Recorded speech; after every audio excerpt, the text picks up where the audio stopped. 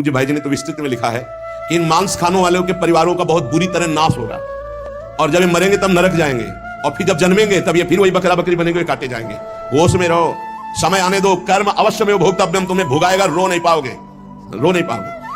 तो यहां दूसरों के मांस को खाते हैं तो बड़े बड़े हाथियों से उनको पहले कुचलाया जाता है, चिरवाया जाता है, फिर कोल्हू में पेरा जाता है। बढ़िया आनंद लो। यहां जो कर रहे हो इसका बहुत लंबा हिसाब होगा। लोग सोचते हैं कि ये गप है, 5 मिनट में हिंसा की आजीवन कारावास, लाखों जुर्माना, तुम्हें यहीं से अनुमान लगा लो। यहां तो बहुत छोटा हिसाब किताब है, वो तो अनंत ब्रह्मांडों का हिसाब किताब है। ये जो आप भजन करते हो ना, बहुत ध्यान से सुनना, जहां पर राधा राधा राधा तो आपके मन में जलन होती है और सीने शुरू हो जाती निकलना, गंदी गंदी बातें, गंदी कल्पनाएं, गंदा चिंतन, ये सब तुम्हारी बही से डिलीट हो रहा है, यही डिलीट हो रहा है। जितनी बातें निकल रही वो सब भोगनी नहीं पड़ेंगी, खत्म होती चली जा रही, बस पकड़ना मत। राधा राधा राधा राधा बोले कई महीने हो गए वही चल रहा है, तो वही भरा है, चित्रगुप्त ने वही भरा है, अब वो सब खाली हो रहा है। बहुत बढ़िया, वो सब खाली कर डालो पूरा।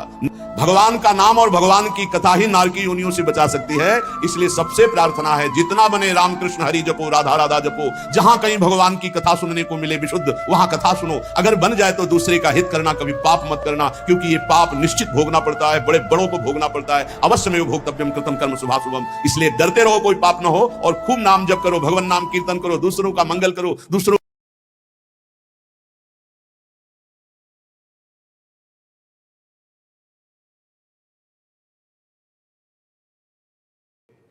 साधकों में योग को 8 अंग में वर्णन किया गया है, अष्टांग योग। उसमें सबसे पहला आता है यम, नियम। तो पहला यम, यम ही 5 प्रकार के होते हैं। अहिंसा, मन वाणी शरीर से किसी को दुख ना पहुंचाना, सत्य, वचन से सत्य, आचरण सत्य और मनन सत्य। जिसकी मन वाणी और आचरण एक होते हैं उसे योगी कहते हैं। जिसके मन में कुछ और, वचन में कुछ और, क्रियाएं कुछ और, वो भोगी होता है, संसारी। आस्ते, किसी के चोरी न करना, और ब्रह्मचर्य, अपरिग्रह, ये यम है पहला, योग का पहला यम है ये। यम 5 प्रकार, अहिंसा, सत्य, आस्ते, ब्रह्मचर्य, अपरिग्रह। और नियम, शौच, शरीर की पवित्रता, इंद्रियों की पवित्रता, मन की पवित्रता, विचार की पवित्रता, संतोष, जैसी परिस्थिति, कभी घी घना, कभी मुट्ठी भर चना, कभी वो भी ना बना। तपस्या, काम, क्रोध, लोभ, मोह, मद, मत्सर, इनके ताप को, अंदर की जलन को चुपचाप मौन होकर सह जाना। स्वाध्याय, शास्त्रों का, ईश्वर प्रणिधान, अपने इष्ट पर दृढ़ निश्चय, ये नियम है। अष्टांग योग की शुरुआत ही इसी से होती है। यम, नियम, फिर प्राणायाम, प्रत्याहार, ध्यान, धारणा, समाधि।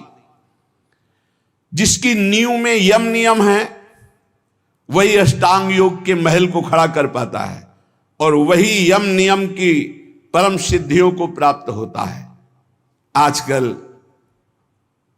जैसा लिखा है, यम नियम से कोई मतलब नहीं, योग का ढोंग किया जाता है। यम नियम ही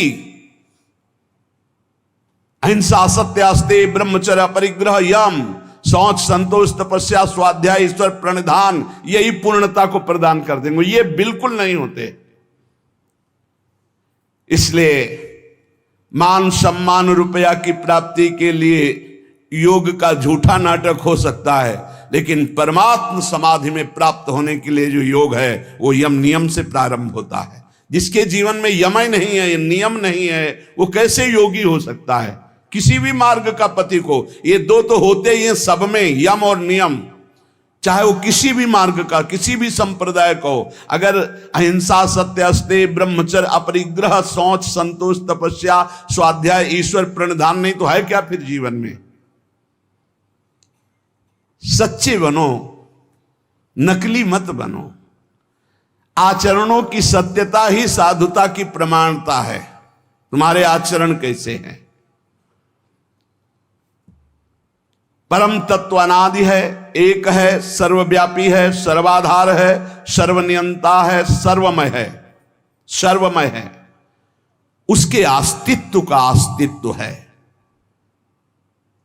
उसके प्रमाण को अनुभव करना है। श्री हरिवंश प्रमाण मनम। चेतना तो सब में, चेतनत्व रूप में परमात्मा विराजमान है। आनंद समुद्र सब में विराजमान, कौन डुबकी लगा पा रहा है? इसलिए बस प्रार्थना हम तुमसे कर सकते हैं कि भगवान से चाह करो कि मुझे शुद्ध भगवत प्रेमी महात्मा, शुद्ध ज्ञानी मिल जाए। और जब संत मिल जाए तो संत की आज्ञा पर अपने जीवन को न्यौछावर कर दो। संत सेवा, संत आज्ञा, ये तुम्हें परम पद में पहुंचा देगी। तुम संत को तौलने की चेष्टा मत करो। तुम्हारे पास तराजू नहीं, कबाड़ तोलने वाले से सोना चांदी हीरा जवाहरात नहीं तोले जाते। तुम्हारी बुद्धि कबाड़ है जो त्रिगुण माया से युक्त है। त्रिगुणातीत स्थिति वाले महात्माओं को क्या जान पाओगे? संत जिससे तुलते हैं वो तुला ही तुम्हारे पास नहीं, वो तराजू ही नहीं है। श्रद्धा और भक्ति और विश्वास के द्वारा तुम उनके रहस्य को जब वो बताना शुरू करेंगे तब जान जाओगे। इसलिए केवल तुम आज्ञा पर रहो। जिस समय तुम किसी भी संत के थोड़े अंश को जान जाओगे कि ये क्या है, तो तुम चकित और आश्चर्यचकित होकर गर्व करोगे कि भगवान की अपार कृपा, मुझे ऐसे महात्मा का संग मिला। जिन बातों को तुम असंभव मानते हो, जो तुम्हारी धारणा में भी नहीं है, जो तुम कल्पना से भी नहीं सोच सकते, उससे बहुत आगे संत स्थिति होती, जिसे संत कहते हैं। अविश्वासी, अश्रद्धालु, अज्ञानी, ये लाख बताया भी जाए तो ये नहीं मान सकते हैं। क्योंकि मानने के लिए जो स्थिति चाहिए वो श्रद्धा। बिना श्रद्धा के प्रथम हृदय श्रद्धा जो करे, आचार जन जाय अनुसरे जहां जहां हरिवंश के। श्रीमद् भगवद गीता जी में श्रद्धावान लभते ज्ञानम तत्परा सहित इंद्रिया। श्रद्धा, श्रद्धा। मोह में फंसी हुई बुद्धि संत का प्रमाण पत्र चाहेगी। दुनिया की चाहे जितनी बुद्धि लगा लो, जहां उनकी स्थिति वहां पहुंच ही नहीं सकते। वहां पहुंचने के लिए सर्टिफिकेट की आवश्यकता नहीं है। वहां पहुंचने के लिए मन बुद्धि को अर्पित करने की जरूरत है। मन बुद्धि को अर्पित कर दो संत सदगुरुदेव के चरणों में, धीरे धीरे जान जाओगे। संत ब्रह्म है, ब्रह्म स्थित ही संत है। ब्रह्मपरायण, ब्रह्ममय, ब्रह्मज्ञानी, परमात्मा, बहुत बड़ी बात कर, परमात्मा के वो आश्रय हैं, परमात्मा हैं, परमात्मा के प्यारे हैं, परमात्मा के शिष्य हैं, परमात्मा के आश्रित हैं, परमात्मा के आश्रय हैं। संत भगवान की दिव्य नित्य लीला में डूबे रहते हैं। संत भगवान की नित्य लीला के यंत्र है। भगवान उनके लीला में हृदय में बैठकर लीला करते हैं। ऐसे संत जिसको प्राप्त हो जाते हैं, फिर भगवान की प्राप्ति के लिए उसे कोई प्रयत्न नहीं करना पड़ता। भगवान की अमोघ दया से ऐसे संत मिलते हैं। संतों का मिलन, संतों की दृष्टि भगवान से भी मिलन से बढ़ करके है। क्योंकि भगवान के प्रेम की बात भगवान कभी अपने मुख से वर्णन नहीं करते। जैसे कहा गया कि भगवान के मिलने से भी बढ़कर भगवत प्रेमी महात्मा का मिलन है। तो भगवान के समीप उद्धव जी थे पर प्रेमी नहीं हुए। जब गोपी जनों से मिले तब प्रेमी हुए। भगवान के प्रेम महल की बातें तो केवल प्रेमी महली जन ही बता सकते हैं, वो भगवान भी नहीं बताएंगे। भगवान आंसुओं का रहस्य नहीं बताया उद्धव को। जाओ गोपी जनों के पास जाओ तो वहां जान जाओगे मेरे आंसुओं का रहस्य। भगवान के रहस्य का पता भगवत प्रेमी महात्माओं से लगता है। इसीलिए भगवान की अहेतुकी कृपा माने जब हमें संत समागम प्राप्त हो। वो जो भगवान की छुपी हुई रहस्यमयी प्रेम की बातें हैं वो प्रकाशित करते संत जन। तुम केवल अवगाहन करो तो रस बरसाएंगे, तुम केवल आनंद स्वाद के लिए पिपासु बनो, ऐसे ऐसे नहीं, ऐसे अहंकार से भर कर नहीं, अवज्ञा नहीं, अवहेलना नहीं, ऐसे छल कपट नहीं, जो कहोगे वही करेंगे, करना कुछ नहीं, छल कपट नहीं, ऐसे जैसी आज्ञा वैसे। आप कहो अभी प्राण त्याग दें, बस इतनी जरूरत है। जीवित मर जाए उलट आप में समाये है दिलगिरी। अरे अखिल कोटि ब्रह्मांडों का मालिक मिल जाएगा तो कौन सा वैभव बकाया रह जाएगा भाई। श्री भगवान इंद्रियों को स्वतंत्र छोड़ने पे नहीं मिलते। याद रखो, संत संग से इंद्रियां संयम में होती हैं, संत संग से इंद्रियों की शांति बढ़ती है, सुख प्रत्यक्ष दर्शने लगता है, कल्पना का नहीं।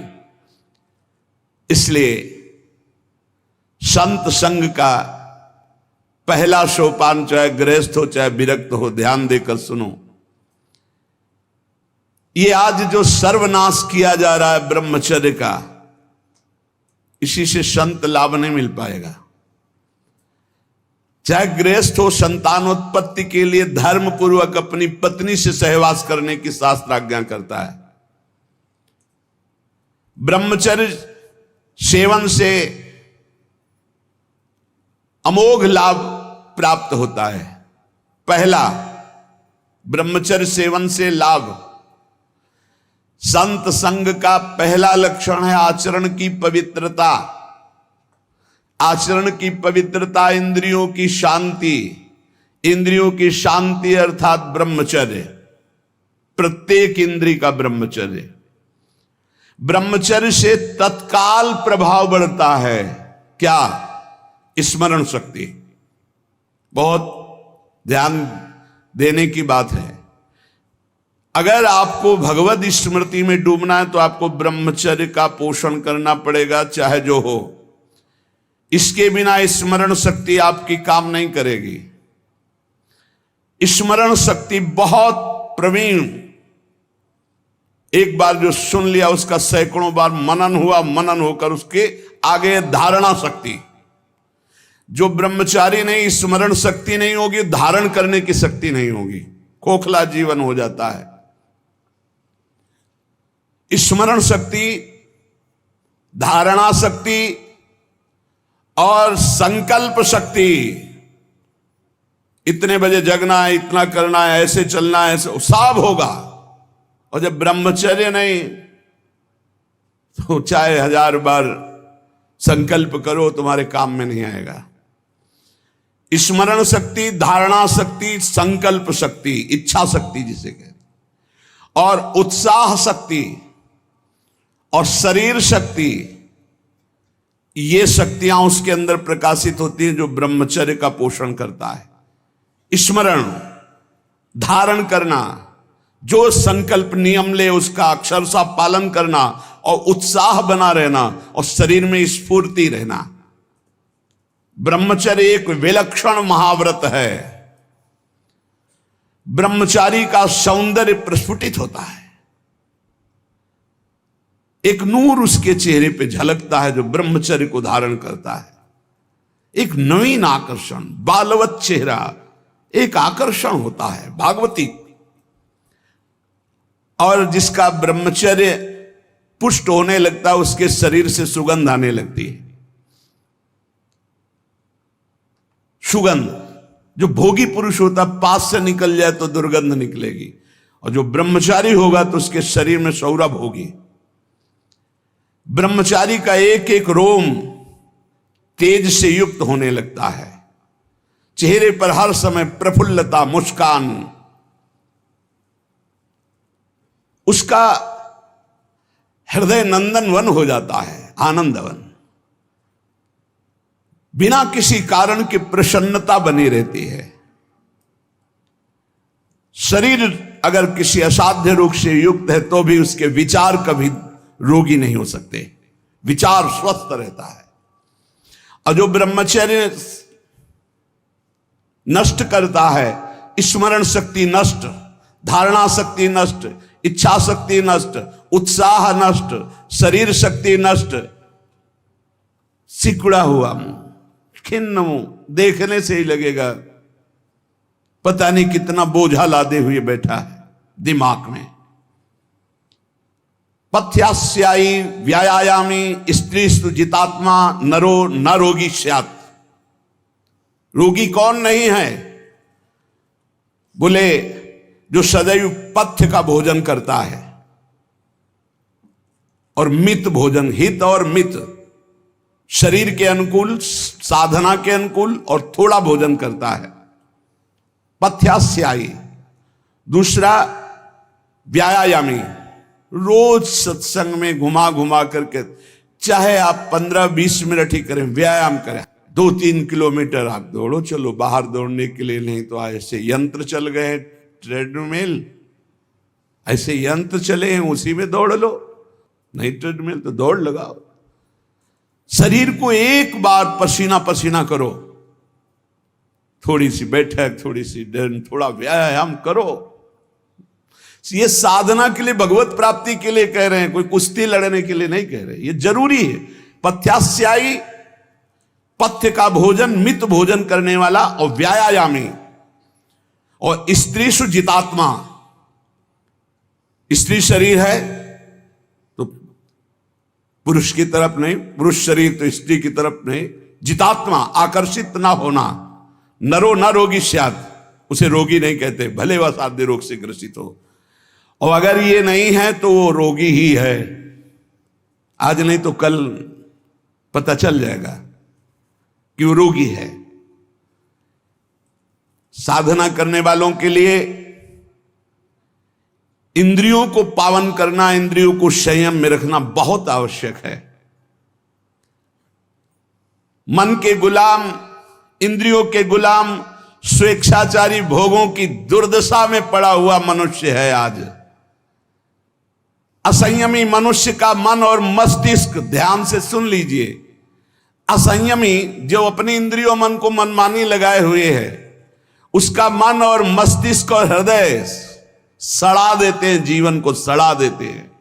मन और इंद्रियों को संयम में रखकर भगवत चरणारविंद से नहीं जोड़ोगे, सड़ा देंगे तुम्हें, तुम्हारे अंदर ही इतनी सोच गलत कर देंगे, जलोगे।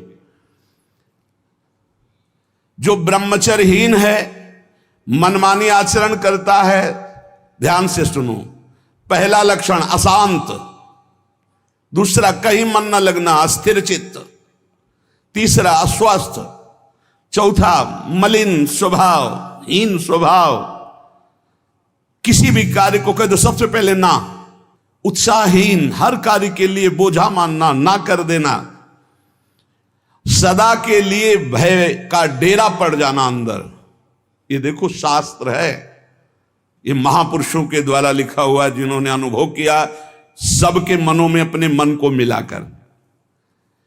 इंद्रियों का जो असंयम है वो हर तरह से मनुष्य को नष्ट कर देता है। लोग अंदर का सुधार नहीं करते। जहां जहां असंयम है वहां वहां अशांति है, दुख है, बेविचार है, संयम विहीन जीवन, शुष्क उदासहीन पशुवत जीवन है। पूर्ण ब्रह्मचर्य तो देश का, समाज का, आत्मा का, सबका परम लाभ, अपना परम लाभ। चाहे गृहस्थ हो चाहे विरक्त, जरूरी है अपनी शक्ति को नष्ट करना, आवश्यकता के अनुसार धर्मयुक्त प्रयोग तो ठीक है। हम तो प्रणाम करते हैं उन गृहस्थों को जो गृहस्थ होते हुए ब्रह्मचर्य का नियम वृंदावन में लिए हुए और दूर दूर जगह देशों में रहते हैं और ब्रह्मचर्य का नियम लिए हुए। एक तो परिवार अमेरिका में है, आए हुए हैं कुछ समय से, भी हम वृंदावन में सत्संग में भी होंगे। सब सुविधा, अमेरिका जैसे देश में रहने सब सुविधाएं, और बड़े ही सरल सात्विक वृत्ति से, और हितधाम में कसम खाई थी ब्रह्मचर्य की कि हम दोनों मिलकर के कसम खाते हैं कि आज के बाद ब्रह्मचर्य रहेंगे। कैसा जीवन! अपने तो कितने ऐसे परिवार हैं, हम तो उनको प्रणाम करते हैं जो एक साथ पति पत्नी रहकर संयम पूर्वक जीवन व्यतीत कर रहे हैं। बलिहारी भगवान की असीम कृपा है, जिसके संग का डर बना रहता उसी संग में रहकर दोनों निकल गए। कितनी बड़ी हेतु की कृपा! ये है आश्चर्य, यह है आश्चर्य। रात दिन एक साथ रह रहे हैं, फिर भी कसम खा के ब्रह्मचर्य रहे हैं। कितनी अपार कृपा श्री जी की, कैसा मन कर देती है श्री जी। नहीं तो बहुत कठिन है, बहुत कठिन है। वही जानते हैं जो इस मार्ग में चलते हैं। जो आचरणहीन है, जिसका भोजन ठीक नहीं है,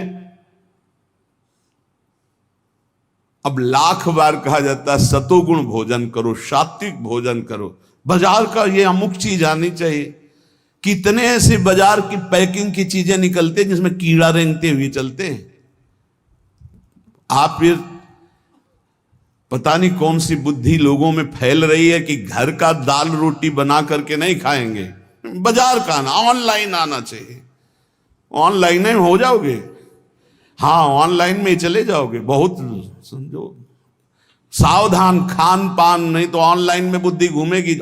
श्री जी में चित्त लगाने के लिए थोड़ा ऑनलाइन से हटो, थोड़ा सा अपने चित्त को सुधारो। हम कह रहे हैं जबान में अगर सात्विक भोजन केवल जाएगा तो भजन में बहुत रुचि होगी, संयम से रह पाओगे। ये बावरे नहीं थे पुराने संत महात्मा जन की जो सात्विक ब्रजवासियों का अन्न या भिक्षान्न या सात्विक, देखो 10 दिन केवल देखो, शुद्ध दाल रोटी पाओ, मूंग की दाल वाली रोटी पा लो, फिर आप देखो भजन करके। और 2 दिन जरा इधर उधर होटल का पाके देखो, फिर देखो कैसा है। कोई भी कहीं भी हो, सात्विक वृत्ति से अपने घर का भोजन करो, कम से कम दाल पानी से धो लिए हो।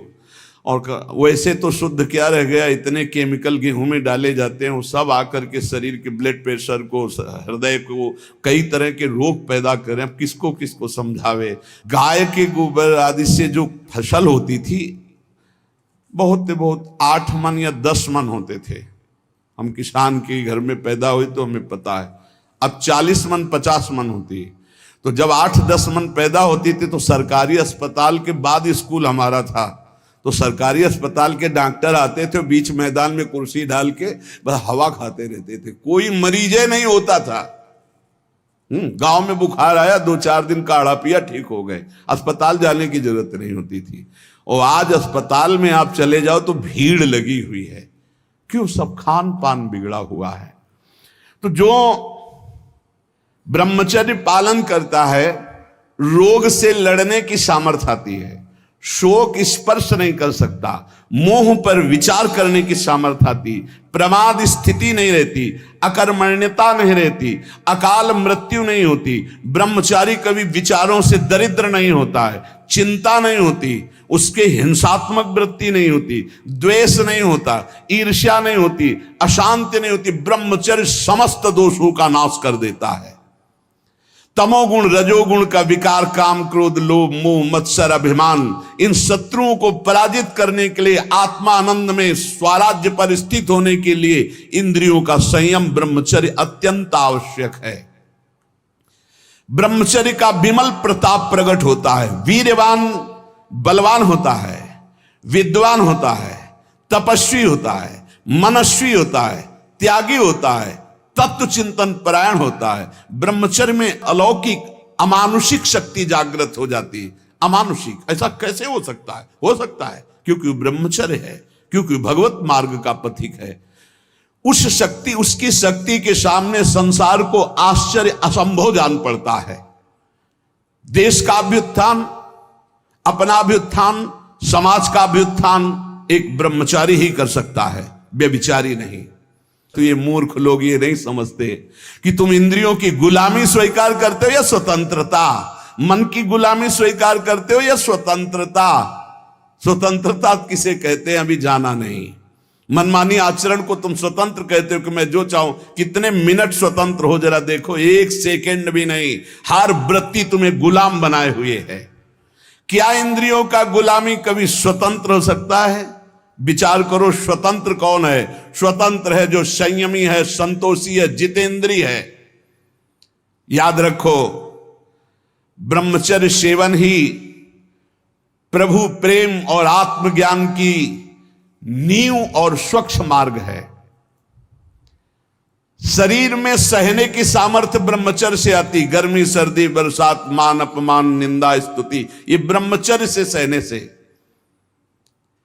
ब्रह्मचारी को सबसे पहले अपनी रसना पर नियंत्रण रखना आवश्यक है। जबान पर, जबान बिगड़ी सब बिगड़ा।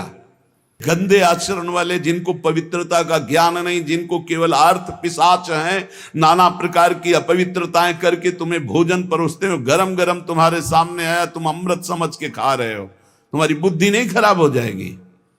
सबसे पहले सतमार्ग में चलने वाले को इस रसेंद्री को मारना होता है। रसेंद्री, ये जीत गए, सब जीत गए। और इस मार्ग में सबसे ज्यादा इसी को दुलार करने का अवसर मिलता है। जहां निमंत्रण होगा वहां चक्क होगा। बस खूब खाओ और चौपट करो अपनी साधना, अपने परमार्थ को चौपट कर दो। खाना ही मृत्यु है और खाना ही जीवन है। जो पवित्र भगवद अर्पित मित आहार करता है वो अपने जीवन को भागवतिक बना लेता। कितना खाओगे? याद रखो, परमार्थ में चलने के लिए रसेंद्री को बहुत शासन में जरूरत है, बहुत शासन की जरूरत है रसेंद्री में। अगर रसेंद्री आपकी छूटी हुई है तो कोई भी इंद्री आपके कब्जे में आने वाली नहीं। भोजन किया जाता है जीवन रखने के लिए, प्राणों का पोषण। और आप ये समझो, जैसे आप 400 ग्राम अन्न पा लिए तो आपकी जीवनी शक्ति उसमें पचाने में कम लगेगी और आपके चिंतन में ज्यादा लगेगी। 800 ग्राम डाल लिया। एक दिन सुना था 24 घंटे में एक मानव शरीर को स्वस्थ रहने के लिए 400 ग्राम अन्न की जरूरत होती, बस। इसके बाद तो ऊपर ओवरलोड करना है। इतनी हानि है, आप नहीं समझ पा रहे, रोगों का घर बढ़ा रहे हो। थोड़ा भोजन करो, सात्विक भोजन करो, और ऐसा भोजन करो जिसमें तेल आदि गरिष्ठ पदार्थ ज्यादा न हो, तो आपकी जीवनी शक्ति बढ़ेगी। आप उसी जीवनी शक्ति से भजन करेंगे। भजन में मन क्यों नहीं लगता? आप देखो, एक दिन खा के अच्छे, और एक दिन 2 रोटी खाओ केवल हमारे कहने के अनुसार, कि आपको लगे कि हाँ भूख लगी अभी, और छोड़ दो, फिर आप भजन में लगो, देखो कैसी वृत्ति जाएगी, सतोगुणी। चंचलता मन की तभी रुकती है जब सात्विक भोजन होता है। नेत्र की चपलता, बार बार इधर उधर देखना, कानों की चपलता, प्रपंच की बात सुन, हर इंद्री का ब्रह्मचर्य हमें चाहिए।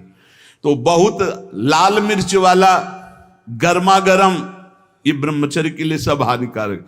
उत्तेजक भोजन नहीं, उत्तेजक दृश्य नहीं, उत्तेजक बातें नहीं, तभी संयम से चला जा सकता है। प्रतिदिन एकाग्रता पूर्वक कुछ सदग्रंथों का स्वाध्याय सबको करना चाहिए, सत्संग सुनना चाहिए, परम पवित्र महाभागवतों के चरित्र पढ़ने चाहिए, सरलता पूर्वक विश्वेश्वर भगवान की प्रार्थना, उनका नाम जप करना चाहिए। केवल ऐसे संयम से चलने से सबकी उन्नति का भाव जागृत हो जाता है, निस्वार्थ भाव जागृत हो जाता है। पूरे जगत का मंगल वो कर सकता है जो संयमी है। जो संयमी नहीं, वो दीन दुखी अपनी इंद्रियों के पोषण भरण में लगा रहता है। याद रखो, सच्चित आनंद स्वरूप परमात्मा की प्राप्ति ही तुम्हारा लक्ष्य है। वो अमृतानंद शांत समुद्र तुम्हारे हृदय में है। तुम्हें लगना पड़ेगा इस मार्ग में, तुम्हें प्रयत्न करना पड़ेगा। वो प्रयत्न गुरु कृपा से, भगवत कृपा से है, ये मानना होगा, नहीं तो अहंकार हो जाएगा। नमा ऋषिभ्या पूर्वजेभ्या पूर्वेभ्या पथिकृतभ्या, ये महामोह में ज्वाल में मैं उन ऋषि मुनियों को नमस्कार करता हूं जिन्होंने हमको ये मार्ग पूर्व में अनुभव करके बताया है। देखो, जैसे तुम्हारे मन की क्या वृत्ति है ये जानना हो, पूरे जगत के मन की क्या वृत्ति है ये जानना हो, तो थोड़ी देर मन को किसी विषयी पुरुष में तदात्म किया जाता है। फिर उसकी जो मन की तरंगे हैं वो सब मन में आती, तब होता है अच्छा ऐसी स्थिति। तो लगता है महात्मा लोग कैसे जानते बिना अनुभव किए? संसार का तो अनुभव नहीं किए, इनको तो संसार का अनुभव, फिर जानते कैसे? वो तुम्हारे मन में जानते हैं। तुम्हारे मन में जो चल रहा, मन को मन में मिलाया और 1 मिनट में सब जान लिया। और वो फिर जब बोलते तो हाँ हाँ ऐसा ही चलता है, ये तो आश्चर्य की बात है, तो ये तो हमारे मन की बात है, क्योंकि तुम्हारे ही मन की बात तो जान करके बोल रहे हैं। जो संतों पर श्रद्धा और विश्वास करता है उसी का कल्याण होता है। और आप कहते हैं संत समान भाव से सबका कल्याण करते हैं। मुझे इस बात पर दोष दिखाई दे रहा है प्रश्न करता। तो यहां उत्तर दे रहे हैं कि श्रद्धा और प्रेम की कमी के कारण यद्यपि संतों की सब पर बराबर कृपा होती है, पर जिसके श्रद्धा और विश्वास की कमी होती है तो वो दोष ही देख पाता है, संतों पर गुण दर्शन नहीं कर पाता। जैसे सूर्य बिना किसी पक्षपात के सबको समान प्रकाश देते हैं, पर दर्पण में प्रतिबिंब पड़ता है और सूर्यकांत शीशा में भी सूर्य का प्रकाश पड़ता है, तो दोनों में अंतर है। दर्पण में केवल एक चमक भर आएगी और सूर्यकांता शीशा में आग पैदा हो जाएगी, उसके ऊपर आप कागज कुछ रखो, आग पैदा कर देगा।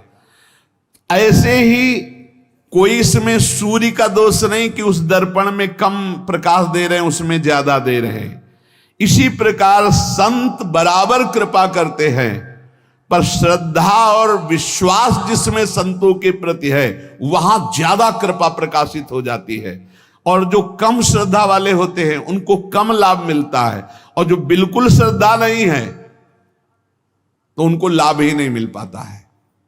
संतों के पास उनको फिर जब श्रद्धा ही नहीं तो लाभ नहीं मिल पाता। जैसे दर्पण का उदाहरण दिया, शीशा का, एक शीशा केवल थोड़ा तेज पलटकर दूसरे के तेज पड़ेगा, और एक शीशा पलटकर आग पैदा कर देगा, सूर्यकांत शीशा। सूर्य सबको स्वाभाविक प्रकाश देता है, पर उल्लू बिल्कुल प्रकाश का लाभ नहीं ले पाता है। तीन बातें कही, जैसे दर्पण और सूर्यकांत शीशा और ऐसे समान भूमि, वो पलटकर समान भूमि थोड़ी प्रकाश दे सकती।